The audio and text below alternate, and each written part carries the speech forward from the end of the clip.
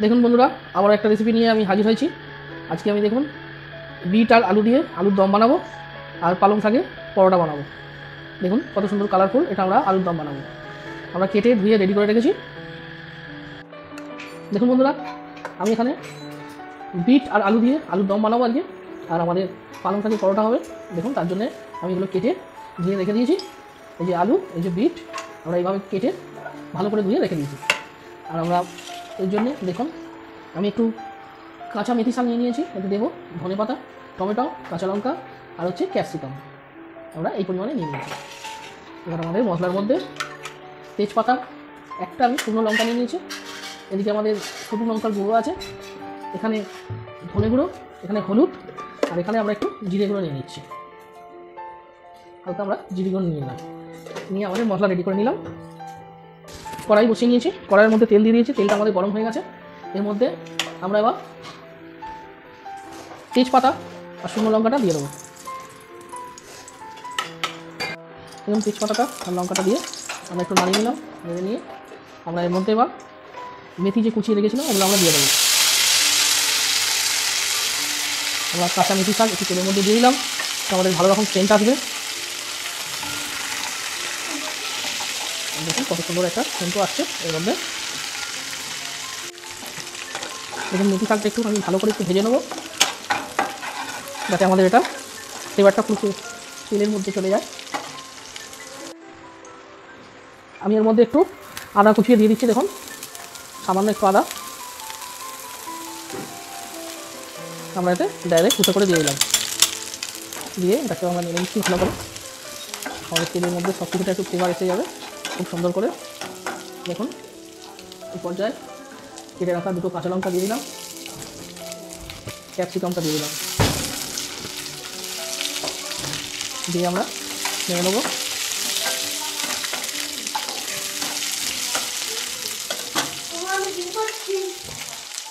এর মধ্যে আমরা কেটে রাখা আলুগুলো আর বিটগুলো দিয়ে দেবো, দিয়ে সাথে আমরা ভালো করে একটু নেড়ে ভেজে নেবো।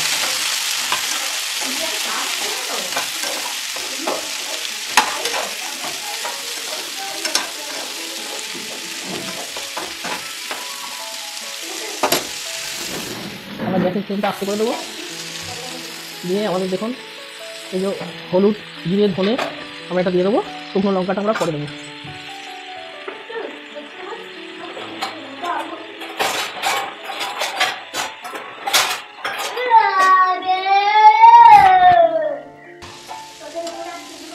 দেখুন দিয়ে আমরা নেড়ে নিলাম মশলাগুলো দিয়ে।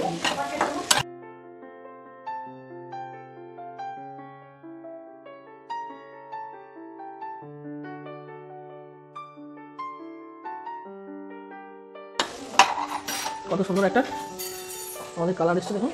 এর মধ্যে আমি একটু অল্প ধনে পাতা দিয়ে দিচ্ছি, দিয়ে আমাদের কেটে রাখা টমেটোগুলো দিয়ে দেবো।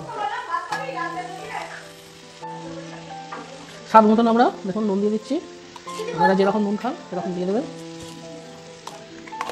নুনটা দিয়ে দিলাম, দিয়ে আমরা এটাকে একটু হালকা নেড়ে নেবো।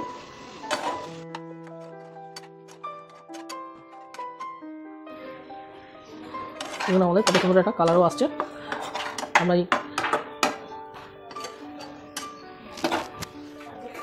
আলুটা যেহেতু আমরা সেদ্ধ করিনি আগে, আমরা একটু জল দিয়ে এটাকে সেদ্ধ করে নেব। আমি এটা সেদ্ধ হওয়ার জন্য একটু জল দিয়ে দিচ্ছি, যেহেতু আমি আলুটাকে আলাদা করে সেদ্ধ করিনি।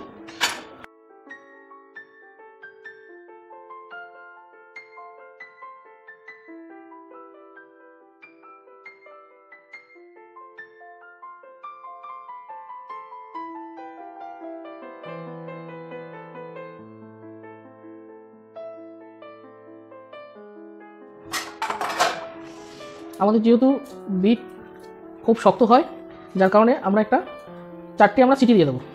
4টে সিটি দিলে আমাদের মোটামুটি বিটটা সেদ্ধ হয়ে যাবে। আমরা যার কারণে প্রেসারে দিয়ে দিয়েছি, আমাদের কড়াতে করলে অনেকটা সময় লাগবে।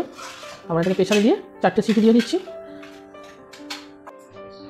দেখুন বন্ধুরা, মশলা দিয়ে কষে আমরা 4টে সিটি দিয়ে নিয়েছি, ঠিক এরকম হয়ে গেছে দেখুন। এবার আমরা এটাকে কড়াইতে ঢেলে নেবো।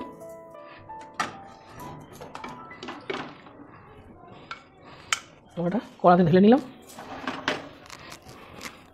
দেখুন আমাদের কত সুন্দর সব বয়েল হয়ে গেছে, খুব সুন্দর সেদ্ধ হয়ে গেছে, আমাদের আলুও সেদ্ধ হয়ে গেছে।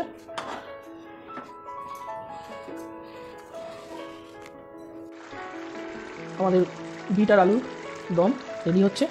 আমরা লঙ্কা গুঁড়োটা দিইনি, শুধু কাঁচা লঙ্কা দিয়েছি, না হালকা একটু লঙ্কার গুঁড়ো আমরা অ্যাড করে দিচ্ছি। এতটা দেবো না, আমি হালকা দেবো, একটু কাঁচা লঙ্কা দিয়েছি। আমাদের ঝালটা হয়েছে, অল্প আমরা দিয়ে দিলাম, দিয়ে নিয়ে নেবো ভালো করে। আমরা একটু নুনটা চেক করে নেবো এই পর্যায়ে। আমাদের দেখুন কত সুন্দর একটা কালারফুল এসছে।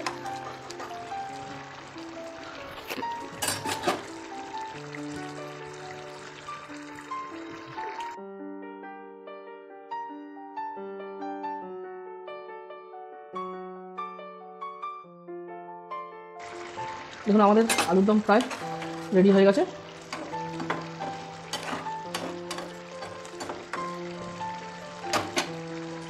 আমরা ধনেপাতা অ্যাড করে দিচ্ছি, দিয়ে আমি একটু গরম মশলা দিয়ে দিলাম।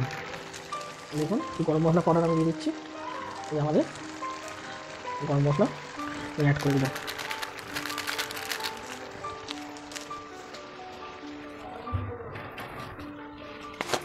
সামান্য এতে আমি একটু নুন অ্যাড করে দিচ্ছি, আপনারা যেরকম নুন পছন্দ করেন সেরকম দেবেন।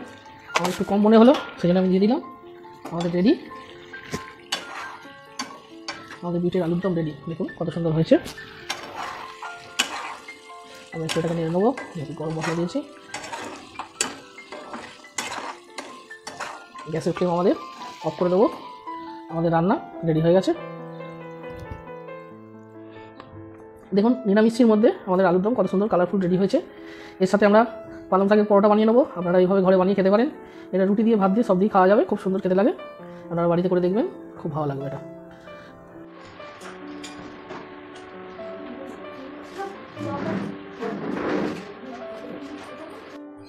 দেখুন আমাদের পালং শাক সেদ্ধ করে রেডি করা হয়ে গেছে।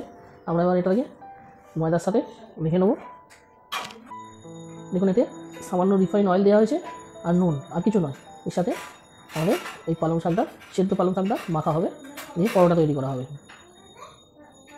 খেতে খুব টেস্ট হয়, আপনারা বাড়িতে বানাবেন, দেখবেন খুব সুন্দর লাগছে খেতে। আর আমি এর সাথে বিটের আলুর দম বানিয়েছি, বিট আর আলু দিয়ে, ওটাও খুব সুন্দর লাগবে, কালারফুল। দেখুন আমাদের ময়দা দিয়ে পালং শাক দিয়ে মেখে রেডি করা হয়ে গেছে। এবার আমরা পরোটা বেলে নেব। দেখুন বন্ধুরা আমাদের পালং শাকের পরোটা শেখা হচ্ছে বেলে নিয়ে। দেখুন বন্ধুরা কত সুন্দর আমাদের পালং শাকের পরোটা রেডি হয়ে গেছে। দেখুন এখানে আমাদের দেখুন আমাদের বিট দিয়ে আলুর দম কত সুন্দর হয়েছে। আপনারা এরকম বানিয়ে খাবেন, কত সুন্দর লাগবে। দেখুন শুধু কালারটা দেখুন বন্ধুরা কত সুন্দর। এই দেখুন আমাদের বিট,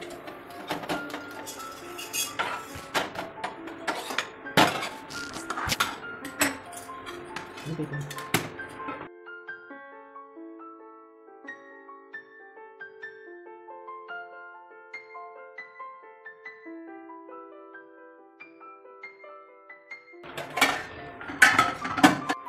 দেখুন আমি এর মধ্যে একটু ধনেপাতা গার্নিশ করে দিলাম, কত সুন্দর লাগছে আমাদের রেডি। দেখুন আমাদের পালং শাকের পরোটা আর বিট দিয়ে আলুর দম রেডি। পালং শাকের পরোটা আর বিটের আলুর দম, বিট দিয়ে আলুর দম রেডি। কত সুন্দর হয়েছে আমাদের কালারটা দেখুন বন্ধুরা।